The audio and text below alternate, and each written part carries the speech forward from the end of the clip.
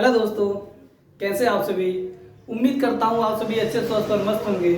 मैं जितेंद्र पटेल आप सभी का स्वागत करता हूँ अपने यूट्यूब चैनल बेसिक अध्ययन सेंटर में। अभी हम क्लास 9 बायोलॉजी का पहला chapter fundamental unit of life, जीवन की आधारभूत इकाई, इसके बारे में डिस्कस कर रहा था।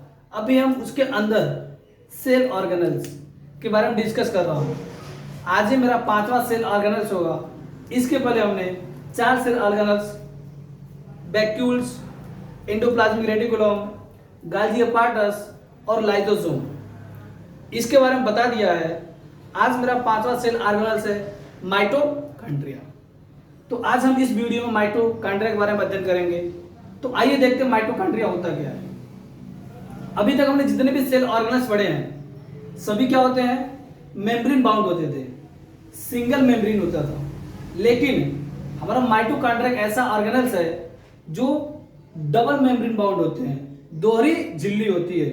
और जितने भी सेल ऑर्गेनल्स होते हैं ये हमारे साइटोप्लाज्म में उपस्थित होते हैं। और जो साइटोप्लाज्म होता है यह क्या होता है, न्यूक्लियर मेम्ब्रेन और सेल मेम्ब्रेन के बीच में उपस्थित एक सब्सटेंस होता है जिसको हम साइटोप्लाज्म बोलते हैं। और जितने भी सेल ऑर्गेनल्स होते हैं हमारे साइटोप्लाज्म में ही उपस्थित होते हैं। तो ये हमारा सेल ऑर्गेनल्स माइटोकॉन्ड्रिया ये भी उपस्थित कहाँ पे होता है, साइटोप्लाज्म में। तो आइए देखते हैं कि माइटोकॉन्ड्रिया कैरेक्टरिस्टिक्स क्या होती है, माइटोकॉन्ड्रिया क्या क्या होता है। तो देखिए इसमें फर्स्ट पॉइंट मेंशन है, दोहरी झिल्ली युक्त होती है। जो माइटोकॉन्ड्रिया होती है इसमें क्या होता है, दोहरी झिल्ली होती है। जैसे में यदि एक व्यक्ति की बात करें तो यदि वह एक कपड़ा पहना हुआ है तो क्या होगा, सिंगल मेम्ब्रेन बाउंड हो गया, सिंगल मेम्ब्रेन बाउंड हो गया यदि वह एक कपड़ा पहना है। यदि उसके ऊपर वो दूसरा कपड़ा पहन ले तो क्या होता है, डबल मेम्ब्रेन हो जाएगा। तो हमारा जो माइटोकॉन्ड्रिया है यह क्या है, डबल मेम्ब्रेन है, दोहरी झिल्ली युक्त है।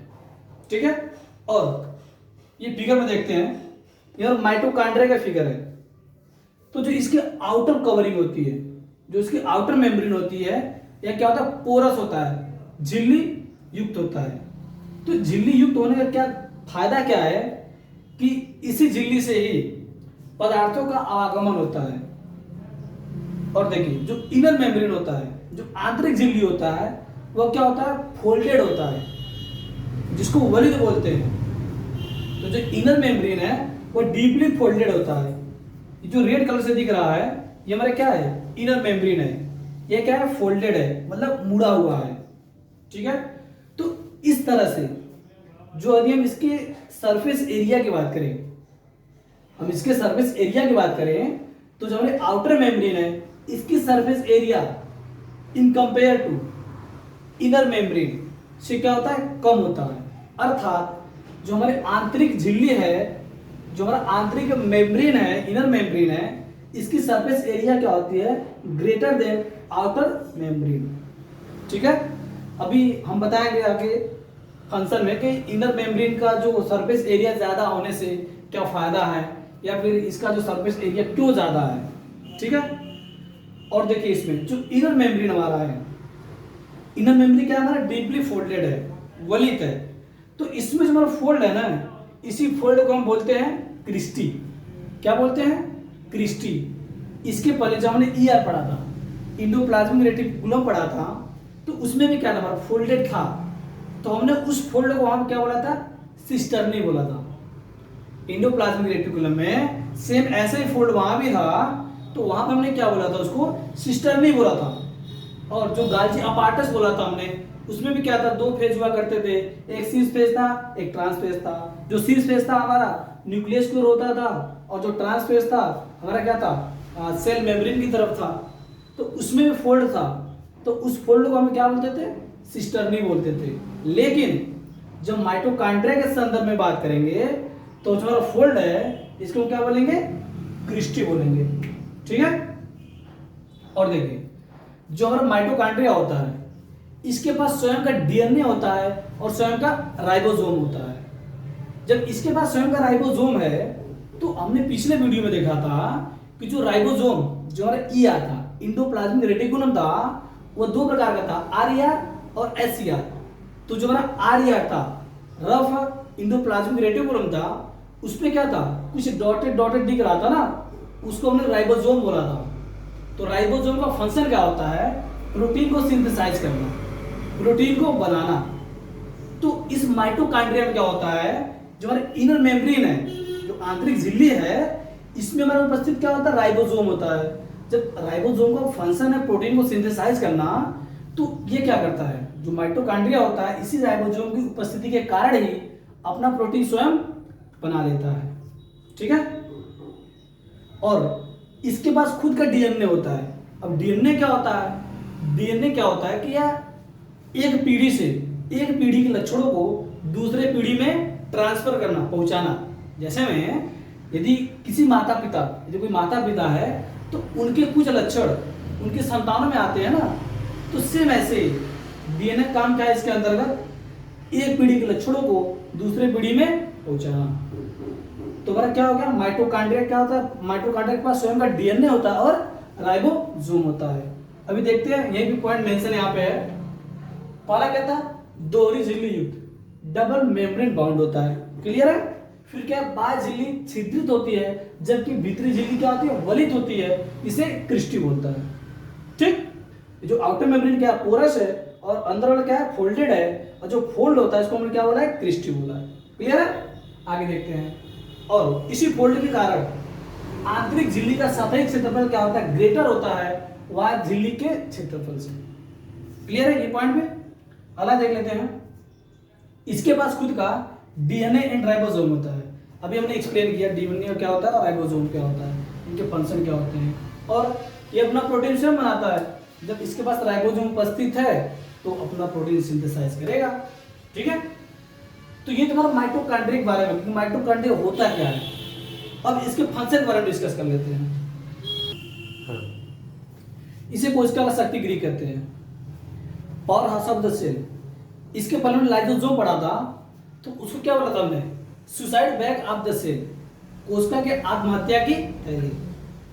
तो जो हमारा माइटोकॉन्ड्रिया होता है, यह इसका काम क्या होता है, यह जितने भी कोशिका के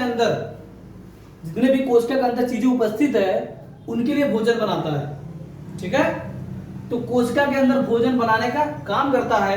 एक तरह से कह सकते हैं जो माइटोकॉन्ड्रिया है यह क्या है, एक रसोई का काम कर रहा है। यदि किसी परिवार में कई सदस्य हैं तो क्या होता है, रसोई का काम क्या होता है कि परिवार में सभी सदस्यों के लिए भोजन प्रोवाइड कराना, भोजन बनाना। सेम ऐसे ही जो हमारा माइटोकॉन्ड्रिया है, जितने भी सेल ऑर्गेनेल्स है, सेल के अंदर जहां जहां जिस जिस चीजों को भोजन की आवश्यकता पड़ती है वह कौन प्रदान करता है, माइटोकॉन्ड्रिया करता है। इसीलिए इसको हम power house of the cell बोलते हैं, कोशिका का शक्ति गृह। ठीक है। और देखिए इसमें पॉइंट मेंशन है, विभिन्न रासायनिक क्रियाओं के लिए ऊर्जा की आवश्यकता होती है जो माइटोकॉन्ड्रिया द्वारा एटीपी के रूप में छोड़ी जाती है। जैसे में हमारा जो सेल है इसके अंदर बहुत सारे एक्टिविटी परफॉर्म हो रही है, बहुत सारी क्रियाएं हो रही हैं। तो काम को करने के लिए क्या होता है, ऊर्जा चाहिए होती है ना। काम को करने के लिए ऊर्जा चाहिए होती है, तो क्या करता है जो माइटोकॉन्ड्रिया है उस एनर्जी को एटीपी के रूप में प्रदान करता है, एटीपी के रूप में देता है। जैसे हम क्या करते हैं, यदि हम एनर्जी लेते हैं तो हम किस में काउंट करते हैं, कैलोरी में करते हैं। जो हम भोजन लेते हैं या जो एनर्जी लेते हैं वो हम कैलोरी के रूप में काउंट करते हैं। ऐसे ही जो हमारी माइटोकॉन्ड्रिया जो भोजन बनाती है वह किस रूप में बनाती है, एटीपी के फॉर्म में बनाती है। ठीक है। माइटोकॉन्ड्रिया हमारा भोजन एटीपी के रूप में बनाती है। एक पॉइंट इसमें है, विभिन्न रासायनिक क्रियाओं के लिए ऊर्जा की आवश्यकता होती है जो माइटोकॉन्ड्रिया द्वारा एटीपी के रूप में छोड़ी जाती है। ठीक है। और देखिए ये जो हमारा माइटोकॉन्ड्रिया जो हमारा इनर मेम्ब्रेन है, जो हमारा आंतरिक झिल्ली है, यह क्या डीपली फोल्डेड है। डीपली फोल्डेड होने के कारण क्या है, जो इसका सरफेस एरिया है वह क्या है, आउटर मेम्ब्रेन से क्या है, ज्यादा है। तो ये जो इनर मेम्ब्रेन का सरफेस एरिया ज्यादा होने के कारण क्या है कि कोशिका के अंदर रासायनिक क्रियाओं को परफॉर्म करने के लिए सरफेस एरिया ज्यादा प्रदान करता है। रासायनिक क्रियाओं को करने के लिए उसको ज्यादा जगह मिल जाता है। ठीक है।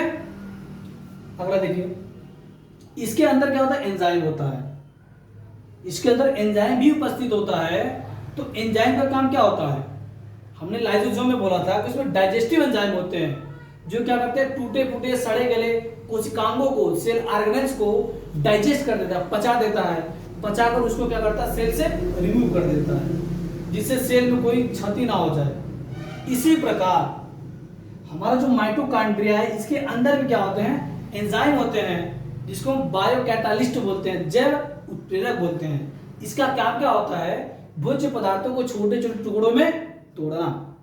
तो माइटोकॉन्ड्रिया के अंदर भी एंजाइम होते हैं जो क्या करता है, भोजन के कणों को छोटे छोटे टुकड़ों में तोड़ता है। जब यह भोजन के कणों को छोटे छोटे टुकड़ों में तोड़ता है तो उसी के फलस्वरूप क्या होता है, हमारा एनर्जी रिलीज होती है।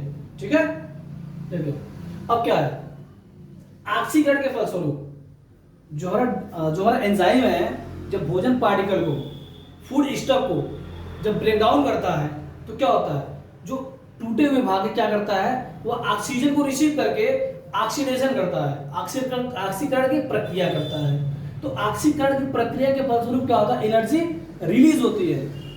ऑक्सीकरण के प्रक्रिया के फलस्वरूप एनर्जी रिलीज होती है। जो एनर्जी रिलीज होती है वो हमारे एटीपी के रूप में रिलीज होती है। ठीक है, तो ये दिया इसमें, ऑक्सीकरण के फलस्वरूप एनर्जी उत्पन्न होती है और यह ऊर्जा एटीपी के रूप में प्राप्त होती है।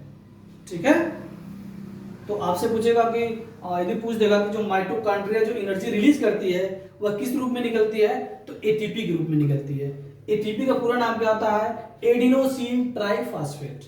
क्या होता है, एडिनोसिन ट्राइफॉस्फेट। और इसी ऑक्सीडेशन प्रक्रिया के फलस्वरूप, इसी जो हमारी कोशिकाएं हैं जो ऑक्सीडेशन प्रक्रिया कर रही हैं, ऑक्सीकरण प्रक्रिया कर रही हैं, इसी वजह से जो हमारी कोशिकाएं हैं या क्या करती हैं, कोशिकीय शोषण करती हैं या फिर सेलुलर रिस्पायरेशन करती है।